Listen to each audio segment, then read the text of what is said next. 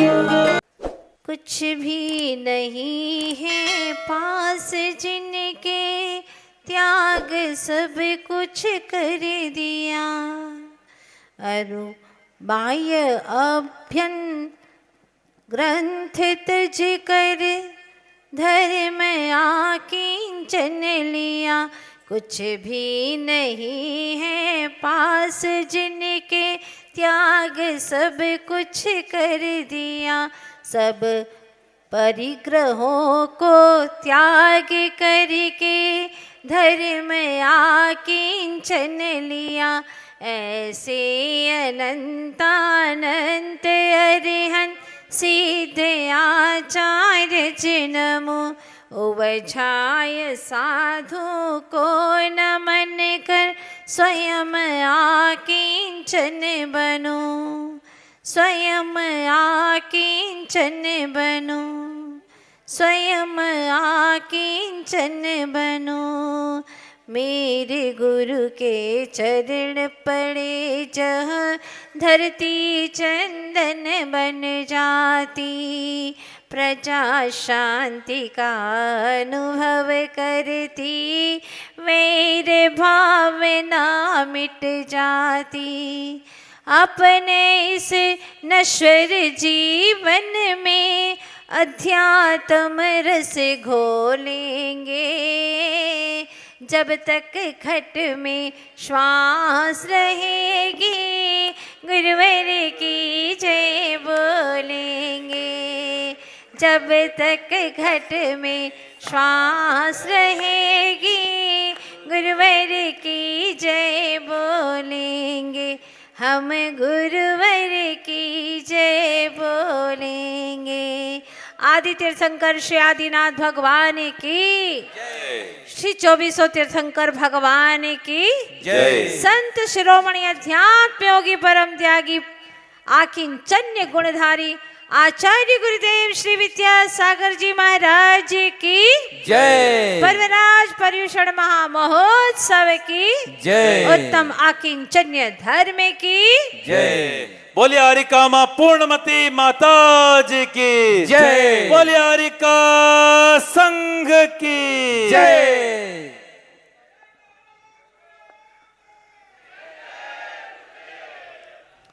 जिंदगी एक लंबा सफर है रात का, कौन कितना चल सकेगा प्रश्न है इस बात का। कौन कितना चल सकेगा प्रश्न है इस बात का। कब किसे ठोकर लगे और टूट जाए सिलसिला, डाल से टूटे हुए फिर क्या पता उस बात का। क्या पता उस बात का। जिंदगी एक लंबा सफर है रात का। इस अनादि के लंबे सफर में एकाकी यात्रा कर रहे हैं। सुख और दुख का अकेले ही संवेदन करते हैं, फिर भी मानते नहीं हैं। इस बात को स्वीकारते नहीं हैं कि मैं अकेला हूं। मन मानता नहीं है, मनाने की कोशिश भी नहीं करता। जैसा है उसी में ही मजा मान करके जिंदगी चलाए जा रहा है। प्रश्न है हमारे सामने, एक डिब्बे में शक्कर भर दो तो डिब्बा भी भर जाता है। बोरी के अंदर गेहूं डाल दो तो बोरी भी भर जाती है। तिजोरी में रत्नाभूषण भर दो, रुपये पैसे भर दो तो तिजोरी भी भर जाती है। पेट में रोटी भर दो तो पेट भी भर जाता है। लेकिन एक प्रश्न ये है कि मन में क्या भरे कि मन हमेशा के लिए भर जाए। क्या भरे, ऐसी क्या चीज भरे कि मन तो खाली का खाली है। जितना डालो पेट भरता ही नहीं।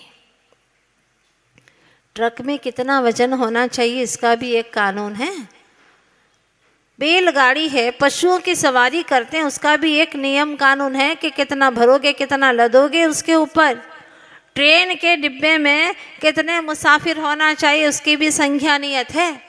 बस में यात्रियों की संख्या नियत है, रिक्शे में संख्या नियत है। कितना पैसा बैंक में रह सकता है मोदी जी ने ये भी तय कर लिया।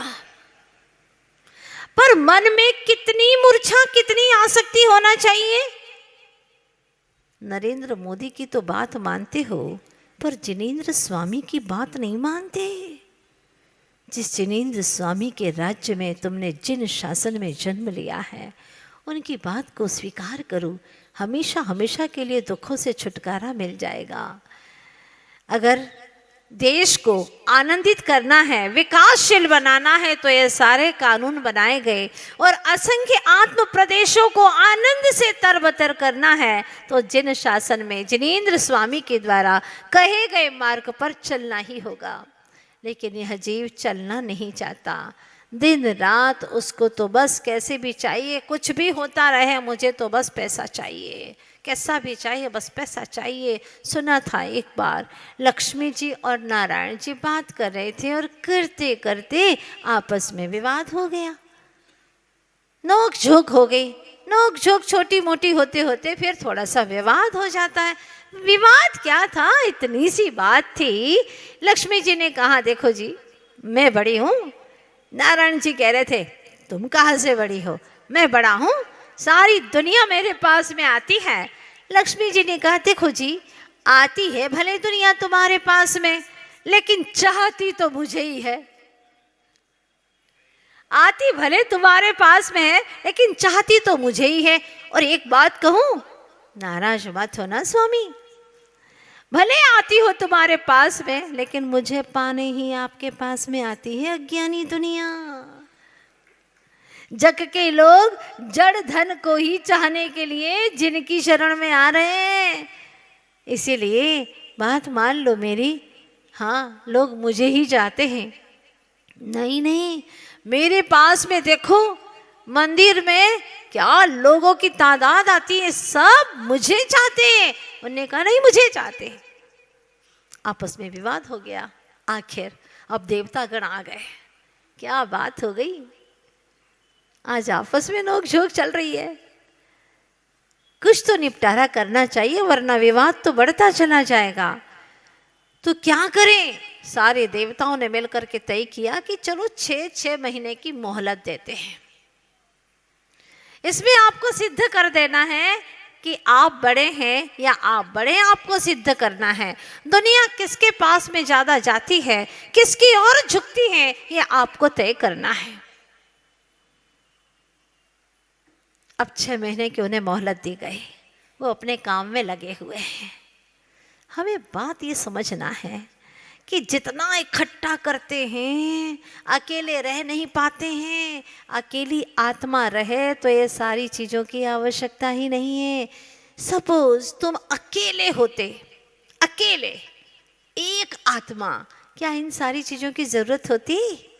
और अगर तुम अकेले इंसान भी संसार में होते तो क्या ये सारी वस्तुएं तुम अपनाते? बोलो ना। नहीं नहीं, बिल्कुल नहीं। तरह तरह के कपड़े क्यों पहनते हो? दुनिया सामने है ना, इसीलिए पहनना पड़ता है तरह तरह के कपड़े। माता जी आप क्या जानो, आपकी ज़िंदगी तो एक सफ़ेद छाटिका में गुजर रही है, लेकिन हम लोगों के, हम जानते हैं 10 चिट हमने पीला कैसे स्वीकार किया है। बहुत कठिन होता है। हाँ, बहुत अच्छी बात है। अभी तो कहना ही पड़ता है, मन से पूछना, 10 दिन के बाद में प्रमाण करके बताना। प्रमाण कर लेना कि अब हम ऐसे ही रंग के वस्त्र पहनेंगे। फिर चटक मटक रंग बिरंगे क्यों भाते हैं? सोचना जरा। विषय दिया है मैंने आपके सामने, कोई 1-2 कलर ही तय कर लो ना, ज्यादा से ज्यादा वाइट या येलो, बस। तीसरा कोई कलर हम शरीर को नहीं देंगे। कितनी रंग दोगे?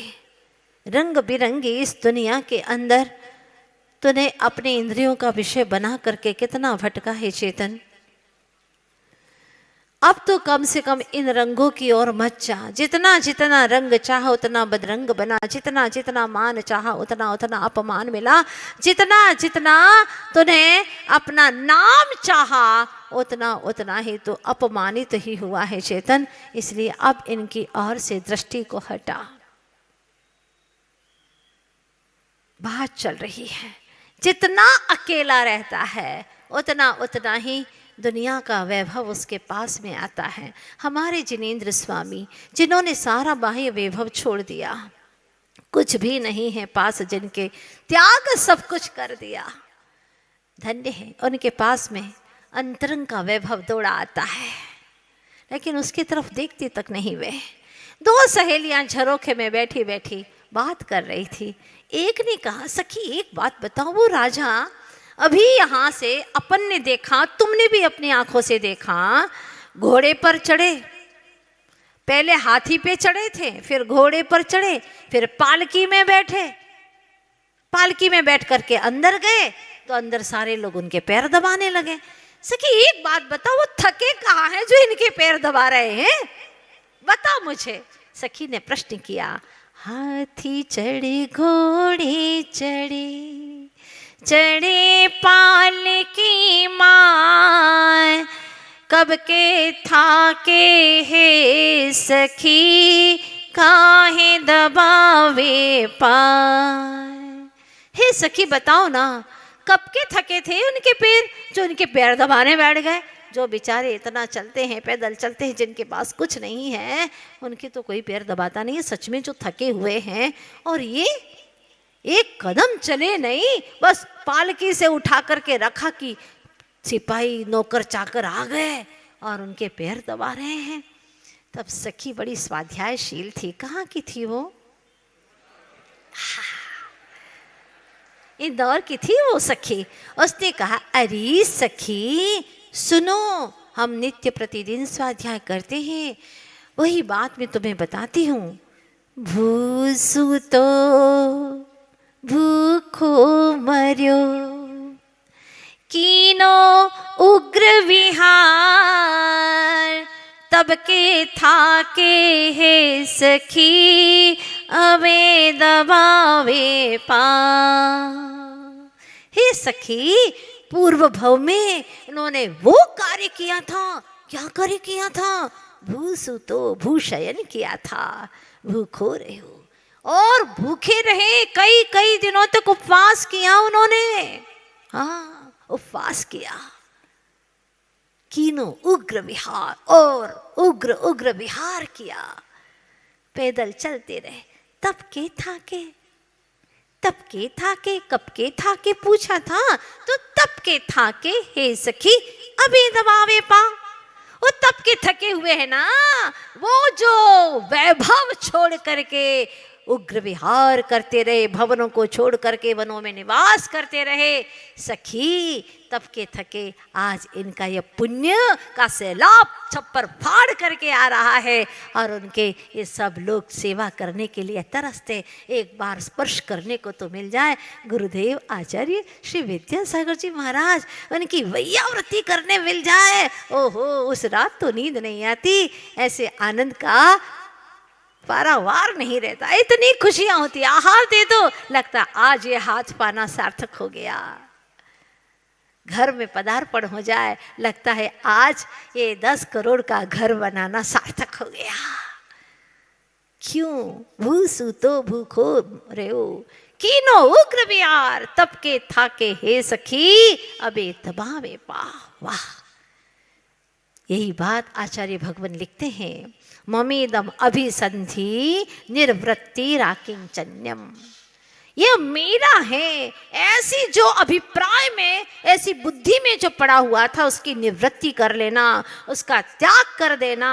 निवृत्ति राकिंचन्यम, उसकी निवृत्ति कर देना कि मेरा कुछ नहीं है। I am only soul, soul, only soul, flight of the alone to the alone, अकेले की तरफ, अकेले की यात्रा में चल पड़े थे। जो अकेले में रहना नहीं चाहता, हाँ उसको असंख्य में रहना पड़ता है, असंख्य नारकियों के बीच में रहना पड़ता है।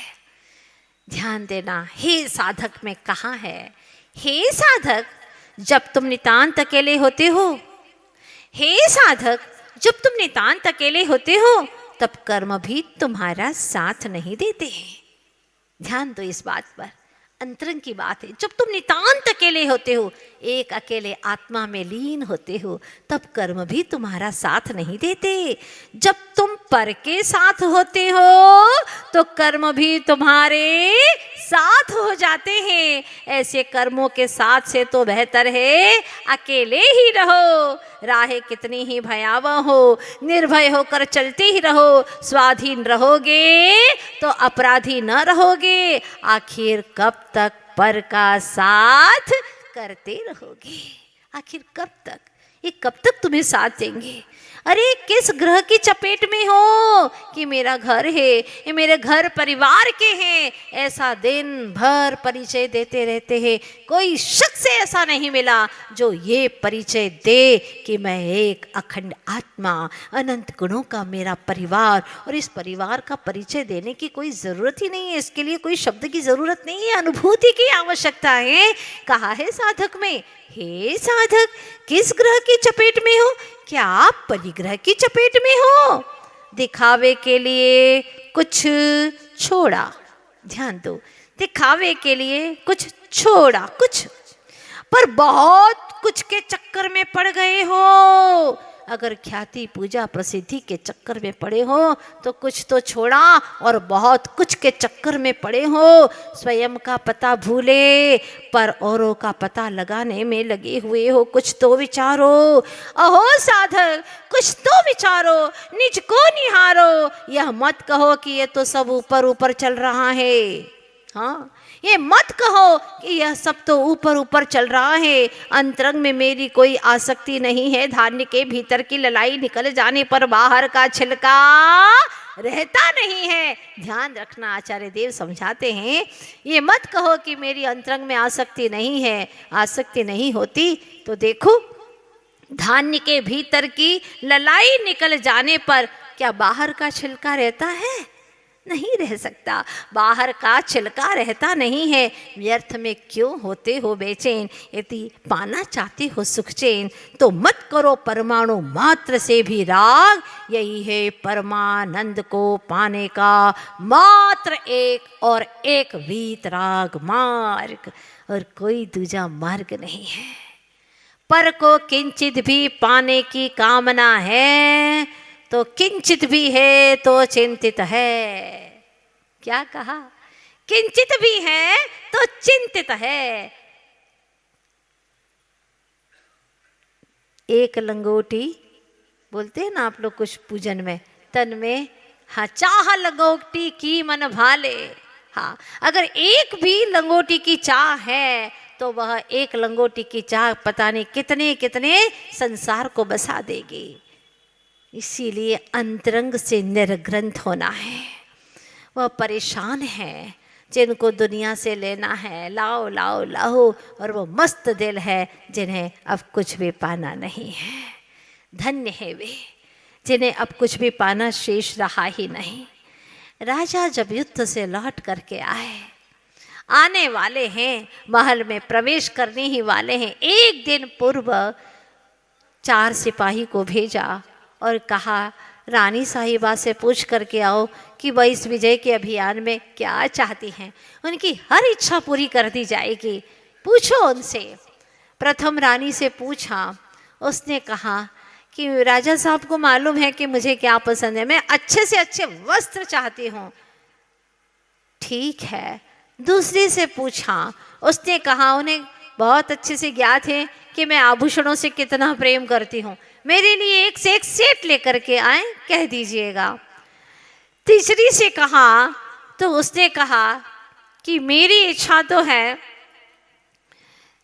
बहुत अच्छे से अच्छे पकवान मिल करके हम पूरा परिवार खाएं, बस ये मेरी भावना है। और चौथी से पूछा तो उसने कहा कि देखिए मेरे स्वामी से कहिएगा कि वो शीघ्रता से यहाँ आ जाए, बस मैं उन्हें एक नज़र प्रेम से देखना चाहती हूँ, इन नयनों को तृप्त करना चाहती हूँ, मुझे इनके सिवा कुछ नहीं चाहिए। उनसे कह दीजिएगा कि वो शीघ्रता से बस एक दर्शन मुझे दे दे, इनके दर्शन के लिए नयन प्यासे हैं। मालूम है राजा ने क्या किया? जब भी वह नगर में आए तो सबसे पहले वह चौथी रानी के पास में गए, जिसने मात्र राजा की तमन्ना की थी, जिसने मात्र अपनी चेतना की प्यास जगाई है, उसको सब कुछ मिल गया। जैसे राजा मिल गया, उसे और क्या चाहिए? जैसे चेतन राजा मिल गया, और क्या चाहिए? ये सारी सुख सुविधाएं तो पल भर की है, पुण्य है तो भोग पाओगे, वरना नहीं भोग पाओगे। लेकिन धन्य है वह जिसने कुछ भी नहीं मांगा। और हम हैं क्या है? दिन भर सोचते रहते हैं, चाह चाह चाह, इच्छाएं, कामनाएं। इसीलिए आचार्य भगवंतों ने कहा कि 10 जो विकार हैं उनको विदाई दो, तभी 10 धर्म हमारे भीतर में प्रादुर्भूत हो पाएंगे। क्रोध, मान, माया और लोभ एक गए कि क्रमशः उत्तम क्षमा, मार्दव, आर्जव और उत्तम शौच धर्म प्रकट हो जाता है। 5 पाप गए कि 5 धर्म प्रकट हो जाते हैं। हिंसा का जैसे ही परित्याग हुआ, उत्तम संयम धर्म प्रकट हो जाता है। झूठ का त्याग किया, उत्तम सत्य धर्म प्रकट हो जाता है। चोरी का त्याग किया तो त्याग धर्म प्रकट हो जाता है। कुशील का त्याग किया, उत्तम ब्रह्मचर्य प्रकट हो जाता है। और परिग्रह का त्याग किया तो उत्तम आकिंचन्य धर्म प्रकट हो जाता है। लेकिन क्या करो, ये धर्म तभी प्रकट हो पाते हैं ना जब तक इच्छा की नागिन है, तब तक तो प्रकट हो ही नहीं पाते। इच्छा नागिन अगर हमारे हृदय से निकल जाए, हमारी चेतना से निकल जाए, तो सारे ही धर्म प्रकट हो सकते हैं। तो इच्छा चली जाए तो उत्तम तप धर्म प्रकट हो जाए। इस तरह से 10 धर्मों को प्रकट करने के लिए आचार्य देव हमें पुकारते हैं, अहो चेतना जागो, बध्यते मुच्यते जीवः सममो निर्ममः क्रमात्, तस्मात् सर्व प्रयत्नेन निर्ममत्वं विचिन्तयेत्। आचार्य भगवत पूज्यपाद स्वामी कहते हैं, बंधोगे, कर्मों से बंधोगे, संसार में बंधोगे, संसार को बढ़ाओगे अगर ममता को रखोगे। इसका मतलब किसी की अगर गृहिणी का नाम ममता, उसको छोड़ देना, ये नहीं कह रही हूँ मैं। हाँ, अंतरंग में जो ममता है उसको छोड़ना है, उसको तजना है। नहीं तो आज जा करके कह दोगे कि आज मेरा, परेशान तो था ही पहले से ही, लेकिन प्रवचन का बहाना लेकर के और कह दिया कि आज से मैं तलाक ले रहा हूँ। अंतरंग से ममता जो हमें डस रही है, इस आत्मा को डस रही है, हर समय मोहित कर रही है, उस ममता को तिलांजलि देना है। ममत्व और समत्व ये 2 चीजें हैं। समता आएगी तो विमुच्यते, कर्मों से छूटता चला जाएगा, और ममता आएगी तो बंधता चला जाएगा। बध्यते मुच्यते जीव सममो निर्ममः क्रमात्। और बच्चा तो देखो ना, बचपन से ही मम मम मम मम करना शुरू कर देता है। 4-8 महीने का हुआ, 8-9 महीने का होता होगा, बोलता होगा ना, मुझे तो आइडिया नहीं है, आप लोगों को होगा। 8-9 महीने का, 10 महीने का हो गया, अब वह मम मम बोलता है। शुरुआत मम मम से कर देता है। अभी यहाँ पूजन में भी बोलते हैं मम मम मम मम, भौरा बोलता रहता है, ऐसे ही। तो मम मम कहता मेरा मेरा मेरा शुरू हो गया। इच्छाएं तो थी ही, इस जीव के अंदर अनादिकाल से पड़ी हुई हैं, और अब मम मम कहना शुरू कर देता, मेरा मेरा मेरा। बस ये जो ममत्व भाव है वो ही खतरनाक है। सममो निर्ममः क्रमात् तस्मात् सर्व प्रयत्नेन निर्ममत्वं विचिन्तयेत्। इसीलिए आचार्य कहते हैं कि अब कुछ भी करो इस भाव में, एक पुरुषार्थ करो, निर्ममत्व होने का पुरुषार्थ करो। और निर्ममत्व होने का उपाय जहाँ मिले वहाँ दौड़ते चले जाओ। इससे बड़ा और हमारे जीवन का अनमोल धन कोई हो ही नहीं सकता। जहाँ पर अहितकारी बातें हो वहाँ एक पल भी खत्म नहीं करना हमें। जहाँ आत्मा की हितकारी बात हो वहीं पर हमें समय गुजारना है, समय को देना है, ताकि हम समय को पा सकें। जब उस विद्वान को चांटा मारा जब उसको चाटा मारा विद्वान को तो उसने रेत के ऊपर लिख दिया। और जब वह विद्वान अचानक गिर गया और एक व्यक्ति ने उसे थामा, उसका नाम पूछ करके एक पत्थर के ऊपर लिख दिया, उकेर दिया उसे। पूछा गया, उसके मित्र ने पूछा कि आपने ऐसा क्यों किया? दोनों का नाम अलग अलग, एक का रेत पर और एक का पत्थर पर क्यों उकेरा? उन्होंने कहा कि जिसको मैं बनाए रखना चाहता हूँ, जो अच्छी बातें हैं उसकी धारणा करना चाहता हूँ, जो अच्छे जिन्होंने हमारा उपकार किया है उसका नाम हमेशा मेरे जीवन में बना रहे, जिन्होंने उपकार किया है। इसलिए मैंने पत्थर के ऊपर लिख दिया। लेकिन जिसने मेरे लिए अगर थोड़ा सा भी तनिक गलत किया हो, मुझे गलत लगा हो, करता कुछ नहीं है, होता सब कुछ मेरे कर्मानुसार है, लेकिन फिर भी अगर ऐसा है तो मैंने उसको रेत पर लिख दिया ताकि एक हवा का झोंका आए और सब नाम वहाँ से मिट जाए। उसी तरह से मेरे भीतर में भी अब उनका नाम न रहे, याद न रहे, क्योंकि मुझे तो इस दुनिया से बेखबर होकर के आगे बढ़ना है और सिद्धों की दुनिया में प्रवेश करना है, जहाँ उनको दुनिया नहीं कही जाती, सिद्धालय कहा जाता, आलय कहा जाता है। उस स्थान पर जाना है, मुझे निश्चिंत होना है, निर्ममत्व होना है। और यही मात्र एक उपाय है कि पहले बुरे बुरे विचारों को छोड़ते जाओ। जिसने बुरा भी किया है उसको पूरी तरह से विस्मरण कर दो, तभी आप चैन की जिंदगी जी सकते हैं। देखिए ना, सो जाते हैं फुटपाथ पर अखबार बिछाकर, सो जाते हैं फुटपाथ पर अखबार बिछाकर। मजदूर कभी नींद की गोली नहीं खाते हैं। क्यों नहीं खाते? क्योंकि उनके अंदर इतना समय ही नहीं है। दिन भर मेहनत मजदूरी करते हैं और कोई ऐसा दिमाग में विचार आता ही नहीं जिससे कि उनको रात को नींद ना आए, इसलिए उनको गोली खाने की आवश्यकता भी नहीं पड़ती, थक करके सो जाते हैं। और यहाँ कितने लोग ऐसे रहते हैं जिनको नींद ही नहीं आती, क्योंकि दिन भर में इतने सारे विकल्प दिमाग में भरे हुए हैं, न दिन में चैन है न रात में चैन है, फिर न भगवान की भक्ति में मन लगता है और न ही आत्मचिंतन कर पाते हैं। ऐसे ही पूरा जीवन बीत जाता है और अपने चेतन की सुध आती ही नहीं है। आचार्य देव पुकारते हैं, जैसे तिल में तेल है, ज्यों चकमक में आग, तेरा प्रभु तुझ में बसा, जाग सके तो जाग। हे चेतनात्मन, अब जाग सके तो जाग ले। तेरा चेतन, तेरा जो प्रभु है वो तुझ में ही बसा हुआ है। जैसे कि तिल में तेल है, जैसे चकमक पत्थर होता है उसमें आग है, उसी तरह से तेरा प्रभु तुझ में बसा है। तो पर वस्तुओं को, पर पदार्थों को चाहे कितना इकट्ठा कर ले, उससे विकल्प बढ़ेंगे, उलझने बढ़ेंगी, समस्याएं बढ़ेंगी। बोलो सच है कि नहीं है? समस्या खुद बढ़ाते हैं और कहते हैं कि इन्होंने मेरे लिए एक समस्या और खड़ी कर दी, जबकि हम स्वयं ही समस्याएं खड़ी करते, ऐसे वस्तुएं एकत्रित करते हैं और फिर दुखी हो जाते हैं।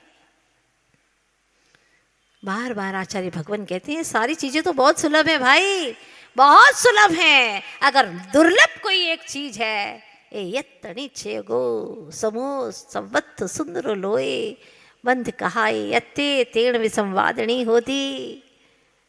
समय सार में पढ़ करके आए हैं। और वही एकत्व वितर्क की कथा बहुत दुर्लभ है, बाकी तो सब सुलभ है। एकत्व विभक्त आत्म तत्व की कथा दुर्लभ, उसकी अनुभूति दुर्लभ, आत्मा को अकेला महसूस करना ही बहुत दुर्लभ है, बहुत दुर्लभ है। पढ़ते जरूर हैं आप लोग, धन कन कंचन राज सुख सब ही सुलभ करे जान, दुर्लभ है संसार में एक यथार्थ ज्ञान। एक यथार्थ ज्ञान, बस वही दुर्लभ है। यथार्थ ज्ञान, सही ज्ञान, सही समझ बहुत दुर्लभ है। ये धन दौलत तो कभी भी गाढ़ा हुआ धन भी मिल जाएगा, तुझे पुण्य का तीव्र उदय है तो कहीं न कहीं से थोड़ा सा भी पुरुषार्थ करेगा, मेहनत करेगा और धन मिल जाएगा। और अगर पुण्य नहीं है पल्ले में तो धन नहीं मिलेगा। लेकिन पुण्य और पाप से परे एक ऐसा भी पदार्थ है जो मात्र अंतरंग की रुचि से प्राप्त होता है, वह है तेरा निज परमात्मा। और वो एक बार दिख गया तो फिर तुझे बाहर के जड़ धन की कोई आवश्यकता नहीं है। ऐसे होते हैं संत जिन्हें बाहरी धन दौलत की परिग्रह की कोई आवश्यकता नहीं रहती, वह अपने ही निज ग्रह में विराजमान रहते हैं। आचार्य भगवान ने कहा था, मुझको फूलों से प्यार नहीं। आचार्य भगवान क्या कहते हैं? मुझको फूलों से प्यार नहीं, मैं कांटों का दीवाना हूँ, क्योंकि उनकी राह तो कांटों की है। मुझको फूलों से प्यार नहीं, मैं कांटों का दीवाना हूँ, बस ज्ञान दीप को जलते रखना, मैं उसका ही परवाना हूँ।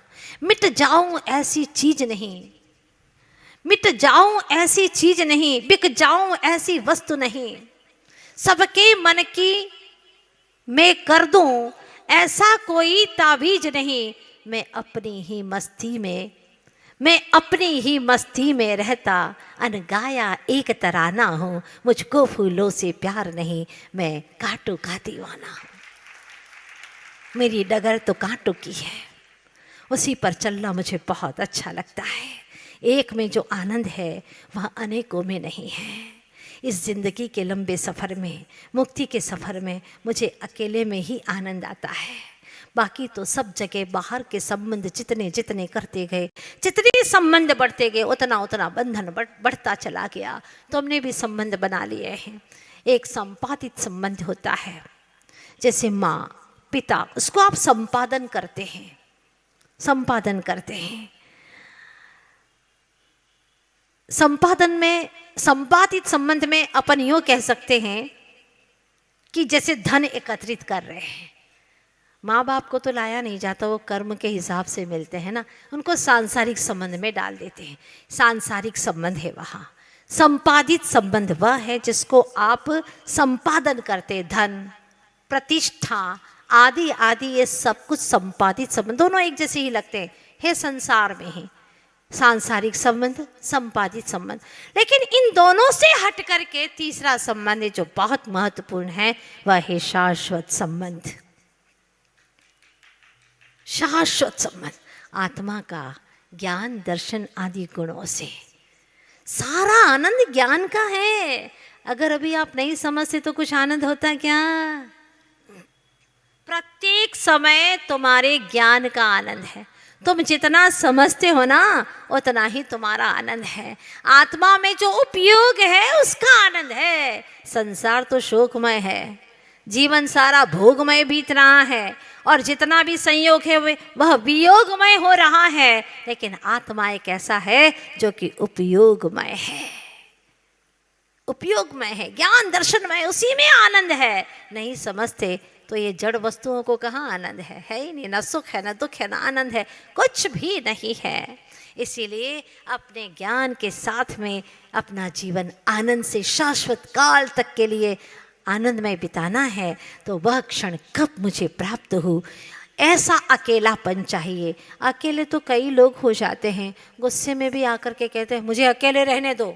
हाँ, मुझे नहीं रहना किसी के साथ में, मुझे नहीं देखना किसी को भी। गुस्से में कह रहा है। उस ना समझ को कैसे समझाएं कि तुम अकेले नहीं हो, तुम्हारे साथ में तुम्हारा बाप बैठा है। कौन सा? गुस्सा, क्रोध। हाँ, ये सबसे बड़ा तुम्हारा क्या कहे खतरनाक दुश्मन है तुम्हारा, वो बैठा हुआ है। कहाँ अकेले हो? जब ये भी निकल जाते हैं, निष्कषाय हो जाते हैं, तब कहीं वह अकेला हो जाता है। और जब अकेला हो जाता है तो आचार्य देव कहते हैं यथाख्यात संयम को धारण कर लेता है। तब यथाख्यात संयम की प्राप्ति होती है, वह दशा प्राप्त होती है। क्या करें, मोह का बोझ है, बोझ बहुत है, क्यों लिए लिए घूमते हो? वो क्या करे माता जी, अब बोझ तो लेना ही पड़ता है। तो ठीक है, ढो फिर। मज़ा भी आ रहा है, कहने में भी मज़ा आता है, बहुत मज़ा लेता है। और आचार्य देव कहते हैं महाराज मुझे शांति चाहिए, शांति का कोई सूत्र बता दो। ठीक है, आ जाना परसों, बता देंगे तुमको शांति का सूत्र। और संत ऊपर पहुंच गए पर्वत के ऊपर और कहा नीचे कि अब आ जाओ, तुम बताएंगे सूत्र, यहीं से बता दो, कहीं से नहीं, ऊपर आ जाओ फिर बता देंगे। तो ठीक है, बड़ी मुश्किल से चढ़ना होगा, इतना लंबा पहाड़ है, ऊंचा पहाड़ है। जाता है कि संत कहते रुको रुको, अभी ये जो पत्थरों की बोरी है ना, उसको लाद करके लाना है तुम्हें, ऐसे नहीं आओगे, ऐसे थोड़ी शांति के सूत्र मिलते हैं। इस पत्थरों की बोरी को पकड़ करके लेकर के आओ। ठीक है, कितनी मजबूरी है, लेकर के चला गया। अब थोड़ा सा चढ़ाई था कि बहुत बोझ लगने लगा। धीरे से उसने ऐसे ऐसे करके बोरी का छेद थोड़ा सा बना दिया। इसके बाद में फिर और बड़ा बना दिया। क्या पता, पर संत की तो नज़र में सब कुछ था। और एक एक पत्थर गिरने लगा, उसमें से एक एक पत्थर गिरने लगा, उसको साता पड़ने लगी और ऊपर तक पहुंचा। तब तक तो पूरी बोरी खाली हो गई। संत ने कहा, बहुत चतुर हो, बहुत होशियार हो, सारी बोरी खाली कर दी ना तुमने। पकड़ में आ गया, कहता है क्षमा करना, क्या करूं, ये बोझ मुझसे सहा नहीं गया और आपने ऊपर तक बुलाया था, मुझे आना भी था। तो यही मैं कहना चाह रहा था, शांति का सूत्र तो तुम्हें मिल ही गया होगा।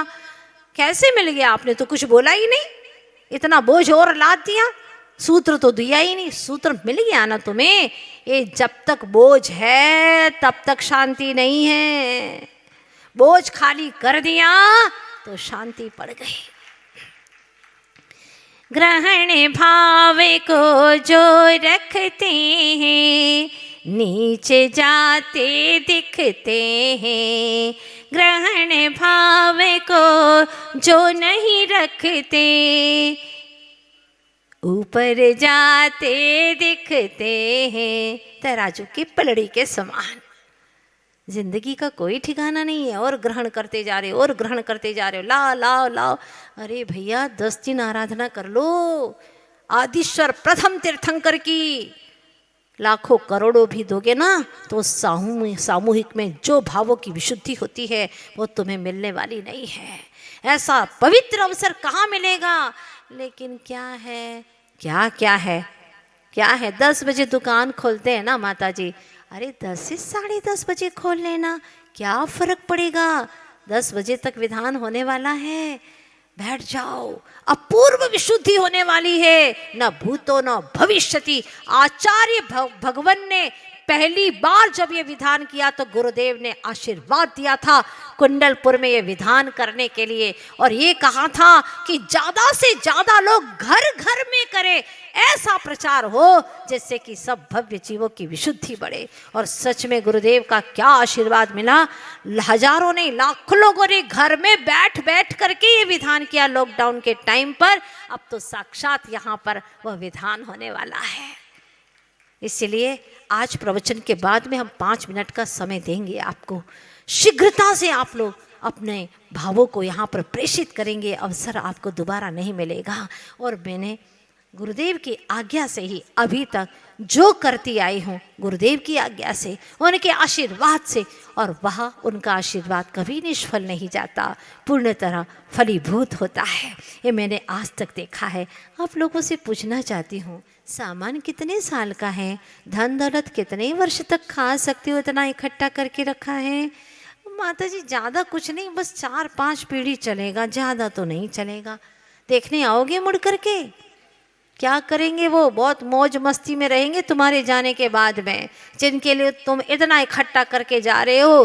कहा है कवियों ने, आगाह अपनी मौत का कोई बसर नहीं, सामान 100 बरस का पल की खबर नहीं, पल की खबर नहीं है। इसीलिए बार बार जैनागम कहना चाहता है कि इस मोह का बोझ अब कम करते चले जाओ, मूर्छा को घटाते चले जाओ। एक बार आचार्य भगवान से किसी ने पूछा कि आचार्य भगवान, आपके पास में कुछ भी नहीं है, फिर भी आप बहुत सुखी, प्रसन्न, हर वक्त बिल्कुल मुस्कान, क्या आपका जीवन है? राज जानना चाहते हैं। आचार्य जी ने कहा, अकेले में आ जाना। हाँ, अकेले में आ जाना। बड़ा खुश हुआ, इतना खुश, और पहुंच गया अकेले में। वहां पर तो नारियल रखे हुए थे, श्रीफल रखे हुए थे, एक सूखा था और एक गीला दिखाई दे रहा था। आचार्य भगवान ने कहा कि मेरे सुख का, आनंद का राज जानना चाहते हो? इन दोनों को देख रहे हो? देखो इसको, कैसा है ये? महाराज ये तो बज रहा है पानी इसके अंदर। अच्छा ठीक है। और ये तो सूखा है, गोला बज रहा है। ठीक है, अगर इनको अलग करेंगे तो ज्यादा समय किसमें लगेगा अलग करने में? महाराज स्वाभाविक है, जिसमें पानी है उसमें तो बहुत ज्यादा समय लगेगा अलग करने में। और पूरा अखंड निकलेगा क्या? नहीं नहीं नहीं, अखंड नहीं निकलेगा, बस वो चिपका हुआ है। जितना पर पदार्थों से चिपका रहेगा उतना ही टूटेगा। खंड खंड को, अखंड को प्राप्त नहीं कर पाएगा। गाते रहोगे, अक्षयपुर का, अखंडपुर का वासी होकर खंडित सुख को चाहा, नंत बार धिक्कार मुझे है, निज स्वभाव से दूर रहा। प्रभु क्या हो गया? गुरुदेव तो ऐसी चोटी की बात करते हैं, चोटी की बात करते हैं। थोड़े से उदाहरण में व्यक्ति को समझ में आ गया। और दूसरे दिन आया श्रीफल लेकर के, दूसरे दिन आ गया, महाराज मैं भी आज से ये मूर्छा का त्याग करना चाहता हूँ, मूर्छा का त्याग करना चाहता हूँ, मुझे तो आप अपने जैसा बना लीजिए। पहली बार इतने से उदाहरण से इतना जीवन में असर पड़ा। आचार्य भगवान के पास में आ गया कि मुझे भी आप जैसा अकिंचन्य होना है, अब किंचित भी नहीं चाहिए। किंचित था तो बहुत चिंतित था महाराज, अब मुझे ये नहीं चाहिए। अब आपने प्रवचन में कहा था ना, घटा दे अपनी तृष्णा को, अगर दुख से बचा चाहे, सदा संतोष कर प्राणी, अगर सुख से रहा चाहे। क्या बात कही थी महाराज, मेरे दिल में बात बैठ गई है। अब मैं भी ऐसा बस सूखे नारियल जैसा निर्लिप्त निरीह वृत्ति का आकिंचन साधु होना चाहता हूँ। आचार्य भगवान ने उसे आशीर्वाद दे दिया, क्योंकि जानते थे कि ऐसे भाव जीवन में कभी कभार आते हैं, और फिर ये विचार निकल गए तो फिर बहुत दुर्लभ है। अंत में वैसे भी जाना तो है ही, सब कुछ छोड़ करके, तो पहले जान समझ करके छोड़ दोगे तो कितना अच्छा होगा। नहीं तो लोग कहते हैं ना, जब तेरी डोली निकाली जाएगी, बिन मुहूर्त के निकाली जाएगी, ए मुसाफिर क्यों पसरता है यहाँ, यह किराए काम का तुझको मिला। क्या कह रहे हैं? क्यों पसर रहा है यहाँ पर? इस शरीर में कम पसरा है क्या? क्या भाषा से समझाते हैं? ये 3.5 हाथ के इतने शरीर में कम पसरा है क्या? तेरा स्वभाव तो देह से रहित विदेही होना है, इसलिए सब कुछ छोड़ दे। अब ये पैसा वैसा कैसा कुछ सब छोड़ दे चेतन। तो फिर कहता है महाराज, वो आप बता दीजिए ना, आप बता रहे थे ना कुछ, वो लक्ष्मी की कथाएं। हाँ, वो तो बहुत ज़रूरी है सुनना। विवाद हो गया था और 6 महीने की मोहलत दी थी, मैं भी क्या करूं, है ना। मोहलत तो निकालनी पड़ेगी ना हमें भी।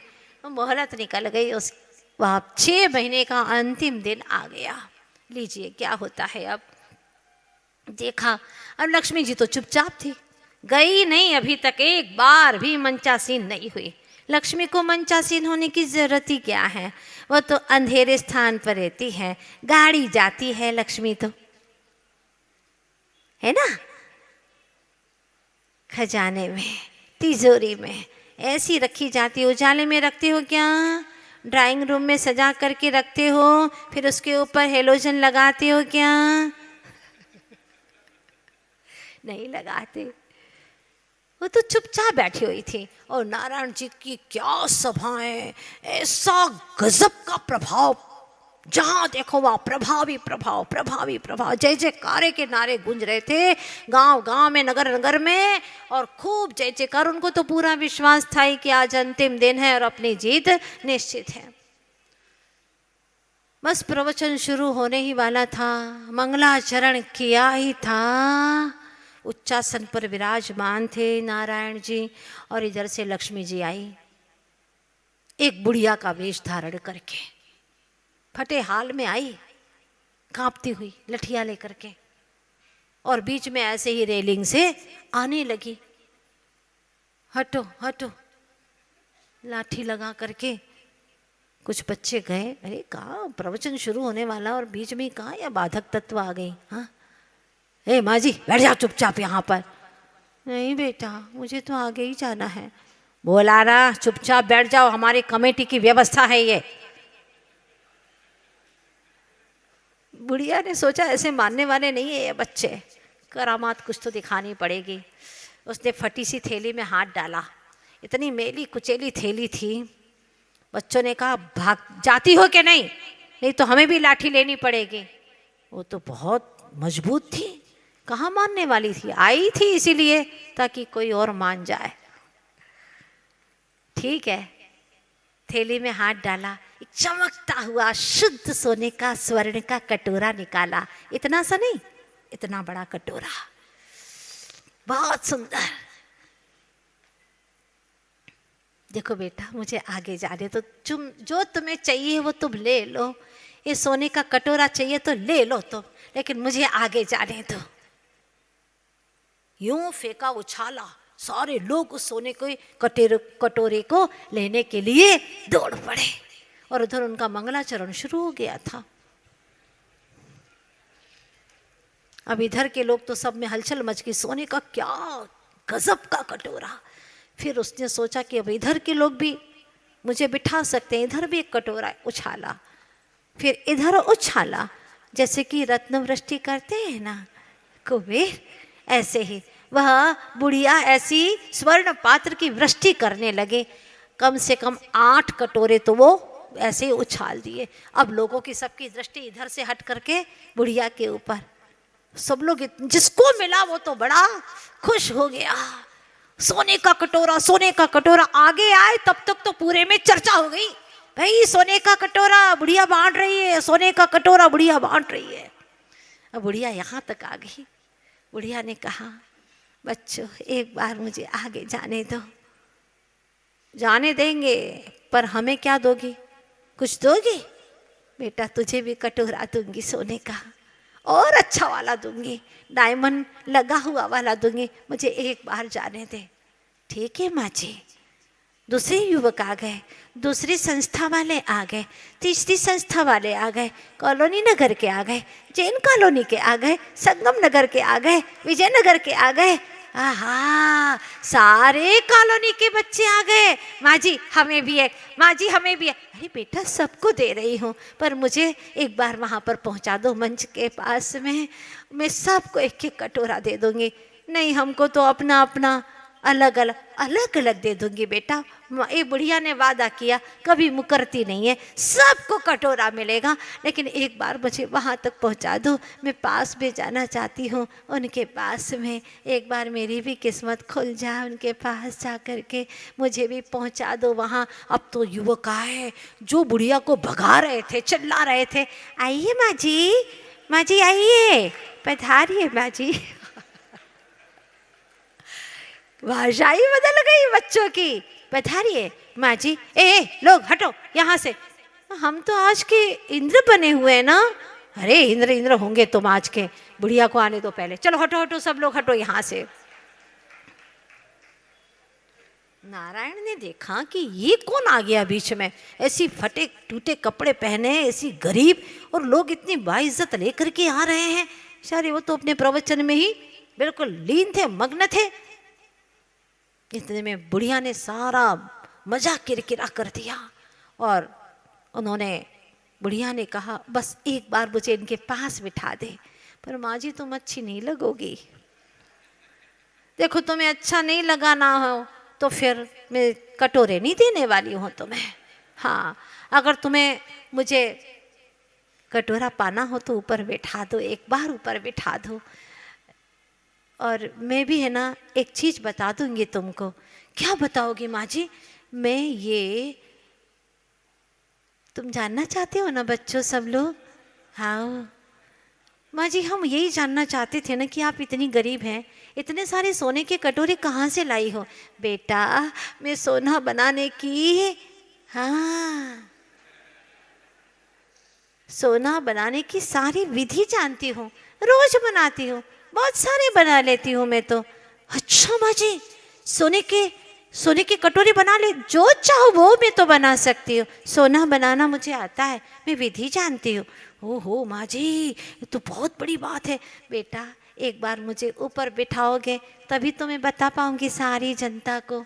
कैसे बताऊंगी? क्योंकि जो विधि बताता है वो गुरु होता है, और गुरु को नीचे बिठाओगे तो ज्ञान नहीं आएगा।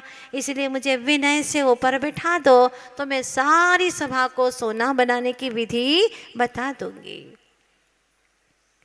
क्या हुआ, सुन रहे हो?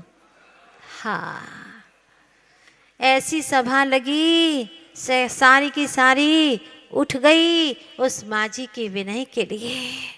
बिठाओ, पहले विनय करो मेरी, सब बैठे नहीं रहोगे, खड़े हो जाओ सब सभासदों, विनय करो, सम्मान के साथ में गुरु को इज्जत दो, तभी तो ज्ञान मिलेगा। सारी सभा खड़ी हो गई, बुढ़िया को हाथ जोड़ने लगी, निवेदन करने लगी, और फिर कहने लगी, इनको उठाओ नीचे, पहले करो।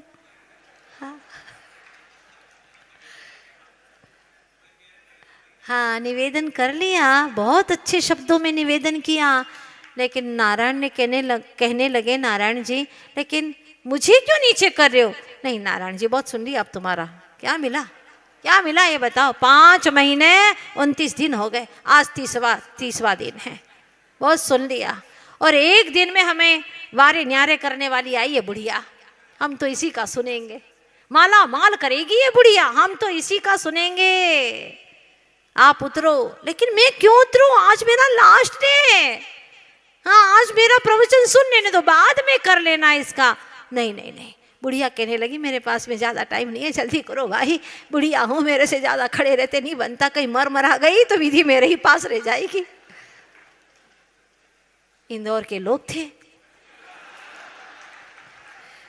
देरी है कहाँ पर, जल्दी करो। बुढ़िया ने जब कहा तो नारायण उठने को तैयार नहीं। सारे बच्चों ने ताकत से नारायण को पकड़ा, नीचे उतारा, लेकिन वो चुप रहने वाले थे नहीं। उनको उठा करके लोगों ने पंडाल के बाहर कर दिया और माँ जी को बिठाया उच्चासन। माँ जी का प्रवचन शुरू हुआ। अब आप लोग सोच रहे हैं कि माता जी वो प्रवचन हमें सुना दो। अभी बिल्कुल नहीं सुनाएंगे, भक्ता मर के विधान के 10 दिनों में सुनाएंगे।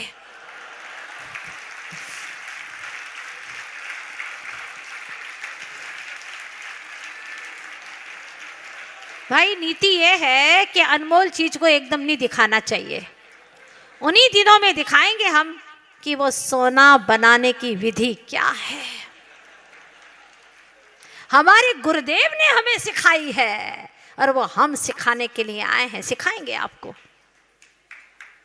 विश्वास करो, जरूर सिखाएंगे। स्वर्ण बनाने की विधि उन 10 दिनों में। आप लोग धैर्य बांध करके रहो, और जो नहीं आए वे चूक जाएंगे। प्रवचन हो गया, नारायण जी बेचारे रो रहे थे घर पे। स्वामी आज क्या हो गया? कोई शरीर में तकलीफ है क्या? अरे नहीं देवी, तन में नहीं मन में तकलीफ हो गई आज। क्या हो गया? कोई परेशानी हो गई? अरे पता नहीं, इतना अच्छा कार्यक्रम मेरा चल रहा था और आज तो अंतिम ही दिन था। एक बुढ़िया आई न जाने कहाँ से और सारा मजा किरकिरा कर दिया। आज उसने पूरी धर्म सभा का रंग में भंग डाल दिया उसने। वो कौन थी बुढ़िया, आप जानते हैं क्या? अरे जानता नहीं हूं मैं उसको, पता नहीं कौन थी, कहाँ की थी। बहुत निर्धन थी, लेकिन कमाल कर दिया आज तो उस बुढ़िया ने। तो आपको हरा दिया? अरे हाँ, हरा ही दिया समझो, और क्या। लोगों ने आज मेरा बहुत अपमान कर दिया। आप नहीं जानते स्वामी? हाँ हाँ, मैं नहीं जानता। मैं बताऊं वो कौन थी? उसी वक्त उन्होंने वेश बदल करके बता दिया। तो तुम आई थी वहां पर? हाँ स्वामी, मैंने तो आपको 6 महीने पहले ही कहा था। आप मेरी बात मान लो, आते जरूर तुम्हारे पास में, लेकिन चाहत तो मेरी ही रहती है। बात परिग्रह की है, खतरनाक।